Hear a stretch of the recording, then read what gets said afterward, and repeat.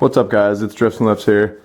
So I've seen a lot of you guys comment on my videos and stuff and saying I've kind of inspired you guys to potentially get a Volvo yourself. So a Volvo 740, a 940, a 240, whatever that may be.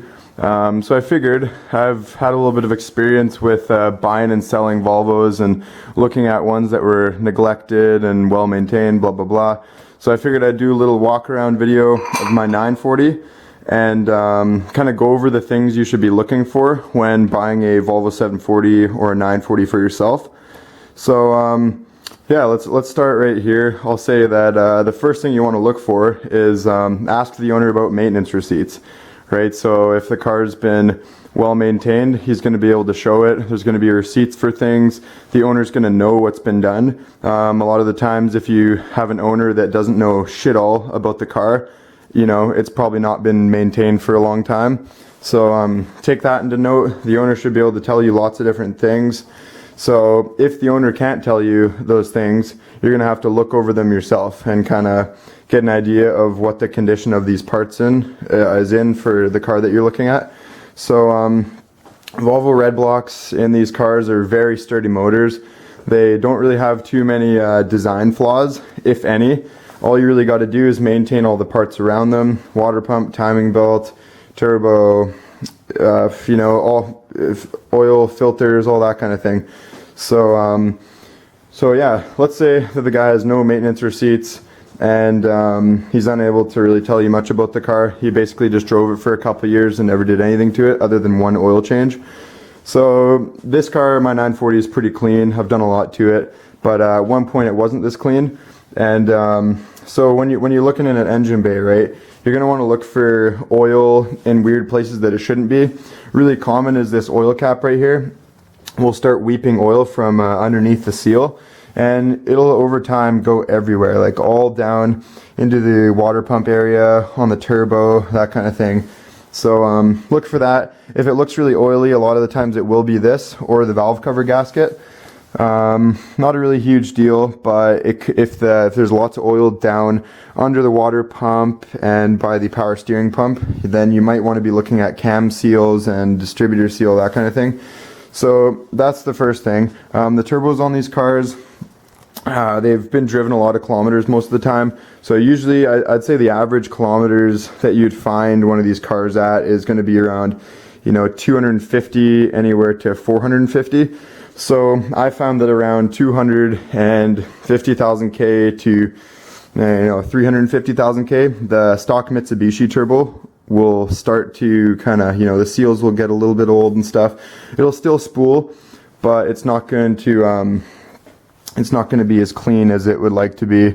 So you want to look around the turbo, see how oily it is. A lot of the time, through the PCV box underneath the intake down here, this tube, it's called the PCV tube, goes right into the intake, and a lot of times it pulls up oil mist through this tube and it comes down and gets sucked into the turbo. So that'll give, you know, over time that happening is going to essentially put oil all over the turbo and that kind of thing. But again, a lot of the times the turbo is bad itself, so just take a look for that. Usually no one's replaced the turbo on these cars because that's a pretty, if you go to a Volvo dealership or a Volvo shop, they're going to charge you like $1,000 to replace the turbo.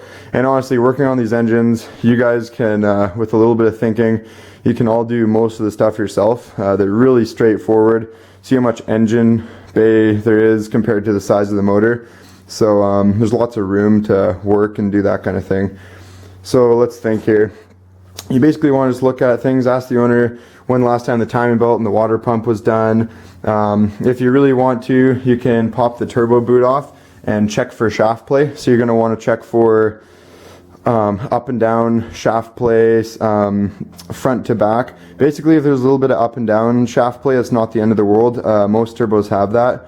But if the shaft play is forward and back, you know that the seals are going to start going pretty soon, and they already have started to go.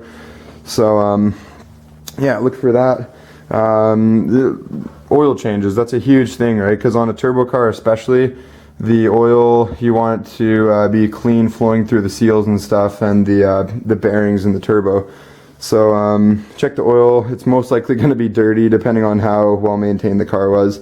And everything you guys find on these cars that's going to be, you know, a little bit iffy, you want to use that to your advantage to knock the price down.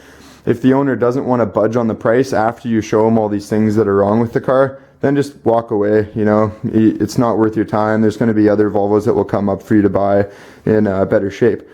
So yeah, look for spark plug wires. Ask them last time the spark plugs were done. Check the coolant.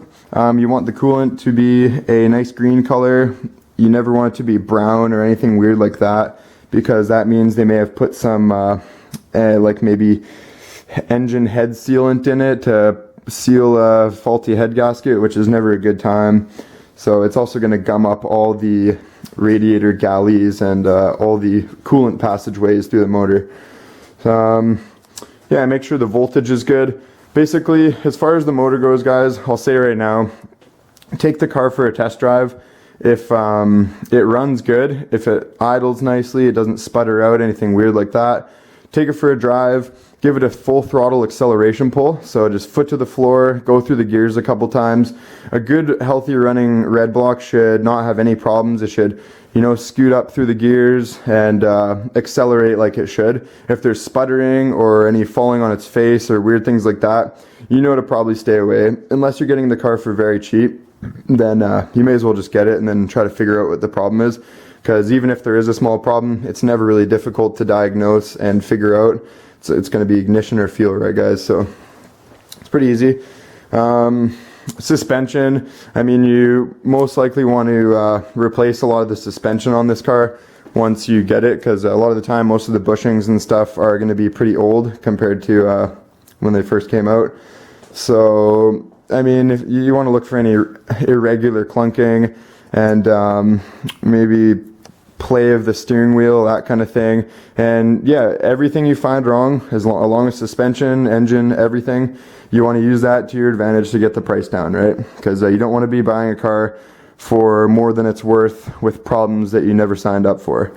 So the interior of this car, of cars like all these Volvos, right, there's sometimes the plastics and the vinyl and stuff isn't in the greatest shape, but depending on what you're using it for, like if you're following my channel, you've probably been inspired to use one of these cars as a drift car, right? So the interior is like, fuck it, whatever. You can basically just strip it all out and call it a day. You don't really got to worry about the cosmetic. I don't really care about the cosmetic of the interior, at least. Some people might, but that's really all I can think of, guys. Look under the car for oil leaks and things like that.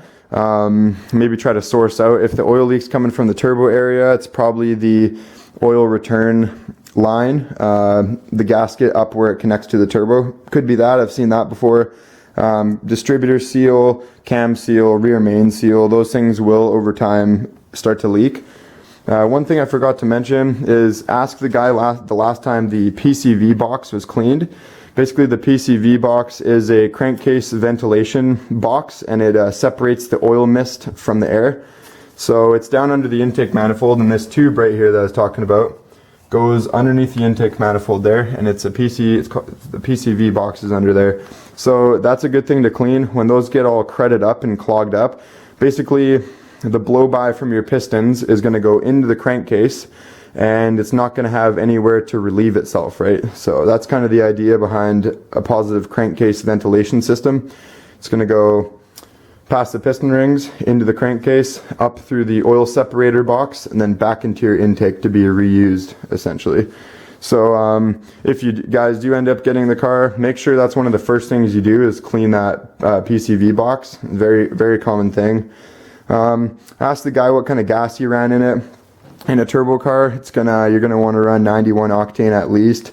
I like to run 94 octane from Chevron here in Canada. And you Swedish guys will be like, oh, 91, 94, that's so low. But remember, European octane ratings are quite a bit different than USA and Canada. So I'd say our 94 is very similar to your guys' 98 octane. So just take that to note. You can look it up on Google if you want. Yeah, I think that's basically it, guys. These cars will keep running even if they haven't been maintained very well. They're really sturdily built, and you know, with a little bit of maintenance goes a long way. It'll keep the car running for a long time. Asked him last time the fuel filter was changed. That's a good thing. Air filters change. You basically want all the filters and all the oil changed on a fairly regular basis. But like I said, if you get the car for cheap enough, then you don't really got to worry, because it leaves some cash in your pocket to do all the maintenance on it. So yeah, guys, oil leaks. If it has a manual transmission, which my 940 does because I swapped it. Check for clutch life. Asked him last time the clutch was changed. It was probably a while ago, but these clutches last like 10 years, if not longer, depending on what kind of person drives it. All my Volvo parts here, big Volvo part collection. M46 trannies, blah blah blah. If you guys ever need anything, let me know. Yeah, that's basically all I can really think of, guys. If you have any more suggestions of things you should look for when buying a used Volvo 740 or 940, let us know in the comments, and I'll put that in the description of the video. This is all I can really think of for now.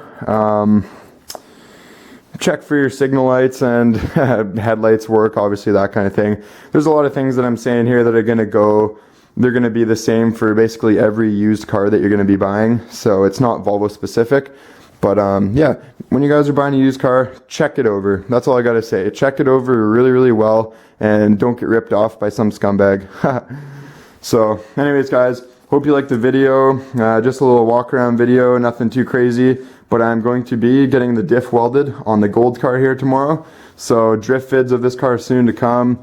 I'm going to be doing a test drive video of it, because fuck, this car is in awesome shape and it drives just phenomenal for a stock Volvo with almost 300,000 kilometers on it.